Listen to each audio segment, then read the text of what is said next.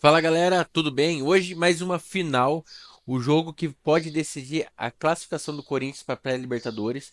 Para isso basta o Corinthians vencer e o Cruzeiro perder para o nosso rival, né? A chance lá é grande porque o Cruzeiro do Diniz não está jogando absolutamente nada, né? Desde quando ele chegou. E o Corinthians tem tudo aí para conseguir essa vitória e já classificar para a pré-Libertadores faltando uma rodada de antecedência. Quem diria, hein?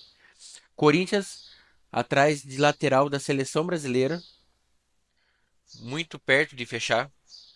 E Soteldo, isso mesmo, Soteldo pode pintar no Parque São Jorge em 2025. Isso porque o contrato de empréstimo dele com o Grêmio está acabando, o Grêmio não tem intenção de renovar. Intenção eles têm, eles não têm dinheiro para renovar, né? Essa é a verdade. Então ele pode sim pintar no Corinthians. Provável escalação para hoje.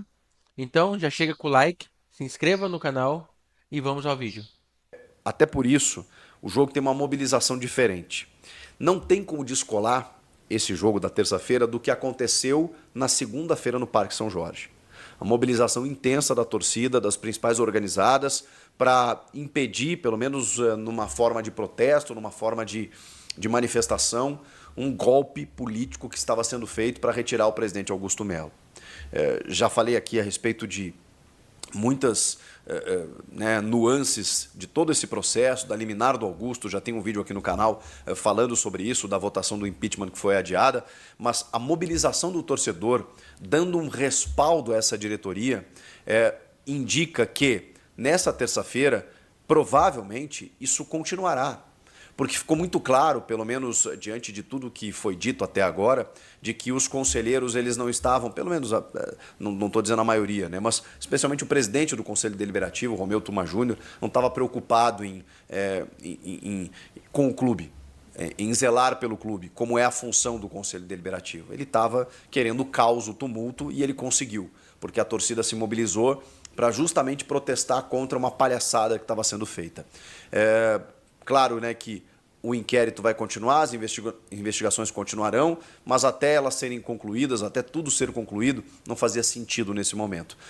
O torcedor deu um voto de confiança muito grande para o Augusto Melo e continuará fazendo isso nessa terça-feira, especialmente em busca de uma vitória, para que o Corinthians termine o ano numa calmaria, o que não acontecia há muito tempo, e com uma projeção para 2025 muito melhor da que se imaginava e da que se tinha nos últimos anos. Então, o jogo ele tem a ver com isso também. É uma tranquilidade no aspecto político, é uma projeção para 2025 positiva. Vocês vão lembrar a última vez que Corinthians e Bahia se enfrentaram na Neoquímica Arena pelo Campeonato Brasileiro. Foi um 5-1 nas vésperas de uma eleição que derrubou a renovação e transparência. Então esse jogo é muito simbólico. É simbólico que Corinthians e Bahia se enfrentem justamente no dia seguinte a uma votação de impeachment que foi adiada por conta de uma liminar e por conta de um processo absolutamente golpista e político para derrubar o presidente que ascendeu ao cargo, derrubando essa sequência de gestões aí do antigo grupo político que comandava o clube durante muito tempo. Vejam só, naquele momento me pareceu muito claro que o Corinthians, não estou dizendo que os caras entregaram aqui o jogo, mas foi muito clara a apatia dos jogadores sendo dominados por um Bahia que, cara, flertou com rebaixamento. E o Corinthians foi dominado dentro de casa pelo Bahia às vésperas do pleito. E o pleito derrubou, naquele momento, do Írio Monteiro Alves, né? No caso, o candidato da situação, André Negão. E o Augusto Melo acabou sendo eleito. Um ano depois, Corinthians e Bahia se enfrentam no dia posterior a uma quase votação para o impeachment do presidente. Que loucura. O time vai ser titular, o Ramon Dias vai colocar a campo todo mundo, o mesmo time que começou contra o Criciúma, e com uma nova formatação que está me agradando muito. Que tem os dois zagueiros, o Gustavo Henrique e o André Ramalho, os dois laterais, o Mateuzinho e o Matheus Bidu, e o meio de campo com o Ranieri na abertura do meio. Bom, ele deu um passe maravilhoso para o Yuri Alberto quando ele perdeu o gol no começo do jogo lá em Criciúma. O Ranieri com aqueles dois vértices de meio-campistas de muita qualidade. Breno Bidon e André Carrilho. Rodrigo Garro na ponta do losango, Memphis e Yuri Alberto no ataque. Timaço para conquistar uma vitória sobre um Bahia oscilante, claudicante, que tem tido muitas dificuldades no campeonato e que estava, né, há muito tempo sem vencer, 7 jogos, até que venceu o Cuiabá fora de casa na última rodada. Mesmo assim, não vem jogando um futebol confiável e o Corinthians tem sido, quando eu falei numa sequência interessante, é porque o Corinthians é mais time, ou tem jogado melhor, do que todas essas equipes aí que a gente citou nos últimos tempos e que o Corinthians acabou vencendo. Então, assim, até o Palmeiras. O Corinthians acabou vencendo até o Palmeiras dentro de casa, rasgando, né, um tabu que já durava 3 anos, porque tem qualidade, porque investiu, porque contratou, porque o time encaixou e porque o Ramon Dias realmente está fazendo uma excelente reta final de campeonato. Eu já falei aqui, vou repetir, eu realmente me desagradei muito com as decisões dessa comissão técnica nas Copas, da maneira como eles rifaram as Copas, porque eu percebi ali possibilidades reais de títulos, tanto na Copa do Brasil, especialmente na Sul-Americana. A maneira como o time se comportou, para mim, foi inadmissível. Então, eu fiquei com aquela sensação de que, no momento crucial, a comissão técnica não soube o que fazer.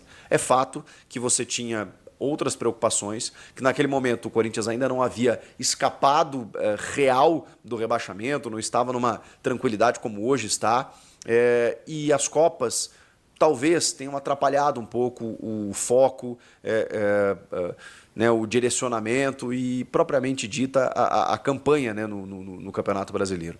Nesse momento, a gente vê um time voltado apenas para o Brasileirão, de um time que realmente encaixou, entrosou e com um padrão de jogo. Né? O Corinthians hoje tem um jeito de jogar, uma sequência de escalação, jogadores que se potencializaram e isso é mérito do treinador. Então, quando eu analiso ali que naquele momento, naquele recorte da temporada, a comissão técnica não foi bem, eu hoje preciso fazer justiça.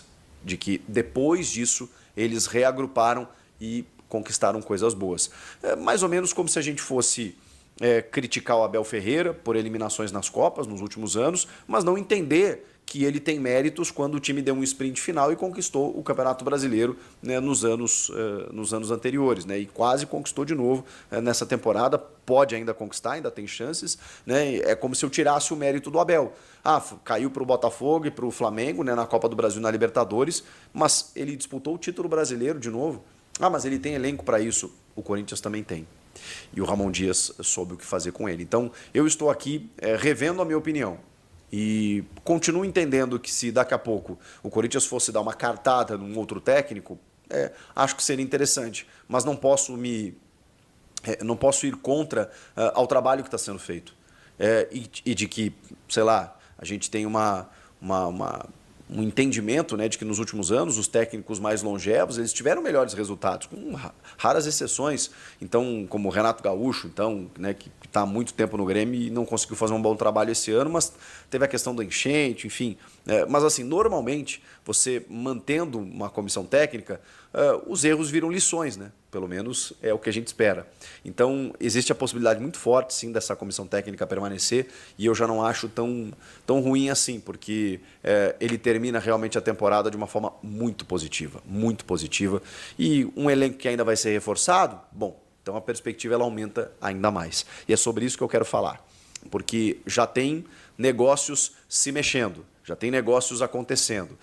O lateral esquerdo, Wendel, do Porto, ex-Bayer Leverkusen, ex-Grêmio, atual seleção brasileira, vem sendo convocado constantemente, ele está na mira de alguns times do futebol brasileiro. Ele tem contrato com o Porto até junho de 2025 e pode sair de graça, né, se você firmar um pré-contrato com ele agora no final do ano. Talvez até com uma rescisão antecipada e aí ele possa vir no começo da temporada brasileira, que seria o ideal.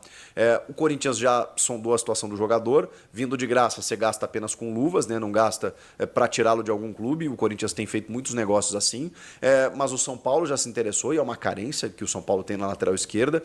O Grêmio gostaria de repatriá-lo, né? Ele vem do Londrina sucedendo o Alex Telles. O Grêmio promove o Alex Telles, né, vindo do Juventude. O Alex Telles faz uma temporada brilhante em 2013, é vendido. Chega o Wendel no início de 2014, vindo do Londrina por indicação do Luxemburgo. Ele começa 2014 e em seguida, no meio do ano, ele já é vendido para o Bayer Leverkusen, de tão bem que ele foi. Fica 7 temporadas no futebol alemão e chega no Porto. E agora, né, no final de contrato, pode retornar ao futebol brasileiro. E o Corinthians entrou na briga para contratar o lateral esquerdo. Brilhante lateral, tá? Ele não mostrou na seleção, em poucos jogos aí, né, o que ele corresponde, o que ele rende. desde o seu surgimento, um jogador muito, muito, muito técnico, inteligente, vai à linha de fundo. Eu sou fãzaço do Wendel. Seria um golaço se o Corinthians conseguisse contratá-lo. E o outro é Jefferson Soteldo, o venezuelano, o baixinho bom de bola, que hoje está no Grêmio, emprestado pelo Santos. A situação do Soteldo é a seguinte: o Corinthians sondou a situação do Soteldo, buscou informações, por quê? Porque ele precisa retornar ao Santos ao final dessa temporada. O Grêmio tem a opção de compra, mas no valor de 5 milhões de dólares, segundo a jornalista Gisele Campbell, ele não deve fazer. O Grêmio não deve exercer. Porque o Soteldo oscilou bons e maus momentos, teve um problema de comportamento em alguns momentos, tem digamos assim, um apreço do Renato Portaluppi em relação ao futebol do Soteldo, mas o Renato não deve continuar. Então, nessa indefinição, o Grêmio não deve exercer nesse valor. Acho até que se o Grêmio conseguisse negociar com o Santos por um valor menor, o Grêmio conseguiria comprar o Soteldo e ficaria com ele. Mas 5 milhões de dólares, 30 milhões de reais é um valor que o Grêmio não pode despender por um único jogador. O Grêmio enfrenta ainda algumas dificuldades financeiras e tem uma folha de pagamento altíssima e vai depender também do novo técnico, tem muita coisa para acontecer. O fato é que ele volta para Santos. E como no Santos ele se inviabilizou porque ele não quis disputar a Série B, ele pode ser negociado e o Santos vai querer os mesmos 5 milhões de dólares. O Corinthians estaria disposto a pagar 5 milhões de dólares pelo Soteldo. 30 milhões de reais. Mas vou falar um negócio para você, tá? Eu sou fãzaço do Soteldo. Ele é jogador que resolve jogo, ele ganha jogo. Você bota a bola no pé dele, ele vai para cima. Ele é um jogador de rara técnica jogando no futebol brasileiro. Eu ainda apostaria muito no Soteldo. No Corinthians, meu Deus do céu, mas vai voar, mas vai assim empilhar assistências e gols jogando, seja com o Yuri, com o Memphis ali, você pode fazer uma linha de 3 ali no ataque. É um jogador que o Corinthians não tem. Né? Saiu o Mosquito, que era um jogador dessa característica e nem se compara com a qualidade. O Thales Magno é um jogador parecido, mas ele não é igual ao Soteldo. O Soteldo é muito vertical, vertical. Eu sou fãzaço do baixinho e acho que vale o investimento. O Corinthians sondou, pode negociar com o Santos na medida em que ele vai voltar ao final do ano, e a informação que vem de Porto Alegre é que o Grêmio não vai ficar com ele. Não ficando, o Corinthians entra forte na parada para ter o Soteldo. Gosto, hein? Gosto muito. E você? Wendel, Soteldo, curtiu? Eu gostaria sim de ver o Soteldo no Corinthians. É, Eu particularmente já gostaria de ter visto ele há um tempo atrás, quando ele saiu do Santos, né? Que o Santos caiu para a Série B ano passado. Eu já gostaria de ter visto ele, porque eu acho ele muito habilidoso, ele é muito bom de bola. E sempre que joga contra o Corinthians, assim, quando a bola cai no pé dele, sempre dá para esperar alguma coisa. Lembrando também que com o título do Botafogo, o nono colocado já está garantido na Copa do Brasil. Então, Corinthians aí de. Eu fiz um vídeo quando ele foi eliminado da Sul-Americana, né? Falando que as chances de ir para a Copa do Brasil eram bem remotas e quem diria, vamos para a Copa e provavelmente ainda para a Libertadores. Nada como um dia após o outro. Mas aí, se você chegou até aqui, deixe seu like, se inscreva no canal e até a próxima.